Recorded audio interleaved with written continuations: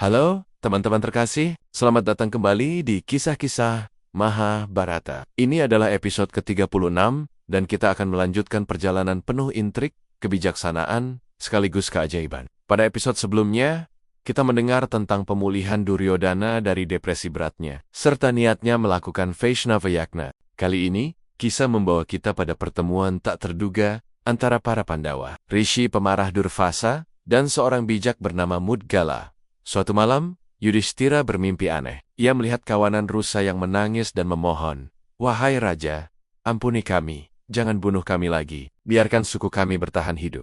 Terbangun dengan hati terenyuh, Yudhishthira menyadari betapa Pandawa telah memburu terlalu banyak rusa di hutan di Vaitavana. Populasi mereka hampir punah, maka ia memutuskan untuk meninggalkan hutan itu dan pindah kembali ke Kamyakavana demi menjaga keseimbangan alam. Di Kamyakavana, tahun demi tahun, pengasingan terus berjalan, hingga suatu hari, Resi Agung Vyasa datang berkunjung. Beliau menceritakan sebuah kisah tentang seorang pertapa luar biasa bernama Mudgala. Mudgala hidup sederhana di Kuruksetra. Ia hanya makan biji-bijian sisa panen sekali dalam 15 hari. Pada hari suci bulan baru dan purnama, ia memasak dengan periuk ajaib, selalu memberi makan tamu lebih dulu, baru kemudian dirinya. Periuk itu tidak pernah kosong bila ada tamu yang datang. Namun, suatu ketika datanglah tamu yang terkenal sulit dipuaskan Rishi Durvasa. Dengan kepala dicukur, ia datang berteriak-teriak, meminta makanan panas. Bayangkan, siapa yang tidak gentar menghadapi Durvasa? Orang yang salah sedikit saja bisa terkena kutukan. Mudgala tetap melayaninya dengan tenang, walau Durvasa kerap menyiksa kesabarannya. Berkali-kali Durvasa memakan habis makanan dari periuk itu, hingga Mudgala dan keluarganya kelaparan. Tapi Mudgala tak pernah mengeluh. Ia tetap tulus memberi, bahkan kepada tamu yang sulit.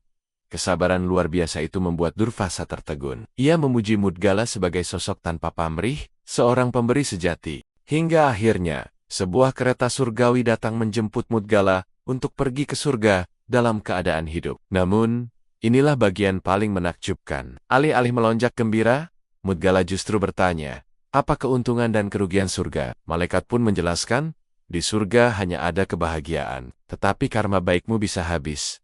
Dan saat itu, engkau akan jatuh kembali ke bumi." Mendengar hal itu, Mudgala menolak surga. Ia memilih jalan lebih tinggi, mencari kebebasan sejati, moksha, di mana ia terbebas dari siklus kelahiran dan kematian. Dan akhirnya, melalui meditasi panjang, Mudgala mencapai nirwana. Sementara itu di Tempot Lane, Pandawa sendiri juga sempat diuji oleh Durvasa. Denggen Lisik, Duryodhana mengirim Durvasa dan 10.000 muridnya untuk menjadi tamu Pandawa. Tepat setelah Drupadi selesai makan, panci ajaib pemberian Dewa Matahari sudah kosong. Jika tamu itu datang lapar dan tak diberi makan, mereka bisa terkutuk habis-habisan. Dalam keputusasaan, Drupadi memanggil Krishna, dan dengan caranya yang penuh misteri, Krishna hanya meminta sisa sebutir biji dari panci itu. Ia memakannya.